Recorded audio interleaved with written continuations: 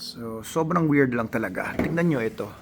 Si Logan, galit na galit kasi si Sol nandun sa ilalim. At si Sol nagpupunta doon kasi sobrang nababaliw siya. Dito kay Freydis, in love na in love siya. Pero itong si Freydis, hindi naman nag-hit. Ayan, ayun mo yung itsura ni Sol, oh. Parang engot talaga, oh. Tingnan mo yun. Sobrang in love na in love siya kay Freydis. Hindi maintindihan kung ano nangyayari dito kay Sol. Oh, gagalit tuloy si Logan. Aawayan yan. Pag naabutan niya yan si Sol at wala ako dito, kakagatin niya talaga yan si Sol. Bubugbugin niya yan.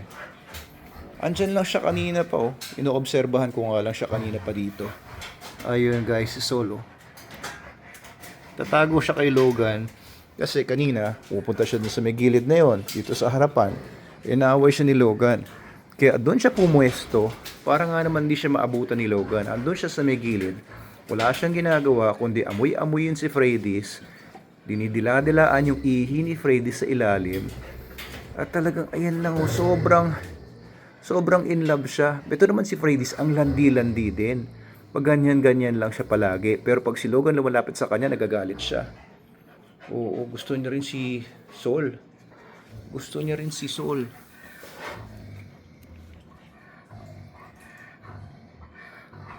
Hindi ko sila pwedeng pabayaan na ganito lang. Ang oras ngayon ay nasa alas 12 o alauna na ng madaling araw. Hindi ko sila pwedeng pabayaan ng ganyan lang. Baka kasi paggising ko, patay na ang isa dito.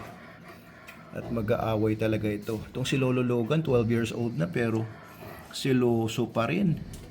Dati nagsastud ito, hindi naman nakakabuo na. Ewan ko lang, hindi ko pa siya sinusubukan ulit mag-stud. Hindi ko alam kung may virility pa to. Meron pa siyang libido. Ayan, ayan, oh. Baliw na baliw si Sol. Baliw na baliw.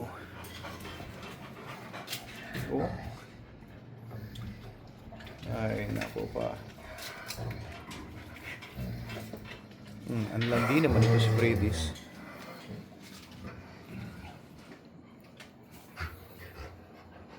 Hindi mapakali si Logan. Hindi siya papayag na si Sol ay aalig-aligid dito kay Freydis. Nagseselos talaga siya. Alam niyo ba guys? Ayun, ayun, oh. Pinuntahan ni Logan sa likod si Sol. Pumasok sa ilalim naman itong si Sol para hindi siya maabutan. Baliw itong mga asong to. Ayan, si Freydis naman ang landi-landi. Hindi siya nag-hit. Pero ang landi niya. Wawa naman si Sol. Ayan, oh. Parang love story, ah. Oh, tuwan-tuwa si Sol, oh. Diyan lang siya.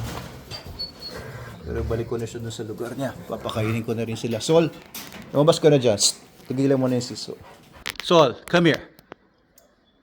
Here. Shh. Huy. Sol. Baliw na baliw siya sa ihi ni Freydis. Come here, Sol. Here. Ika na dito. Come here. Taka na dyan.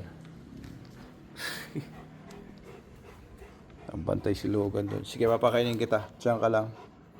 Dali lang, dali lang. Huwag na. Babanatan kayo eh. Maluwag naman dyan.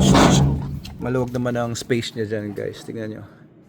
Ayan, maluwag ang lakaran niya dyan. Nakakaikot-ikot siya dyan sa buong paligid. Sa garden namin na ito. Palikpanaog siya dyan. Stay there. Kayo ba na-experience nyo na ba yung ganitong mga asong nababaliw sa mga babae? Sobrang in love? O kayo ba? May nakita na ba kayong taong ganyang ka-in love? Tag nyo sila sa baba.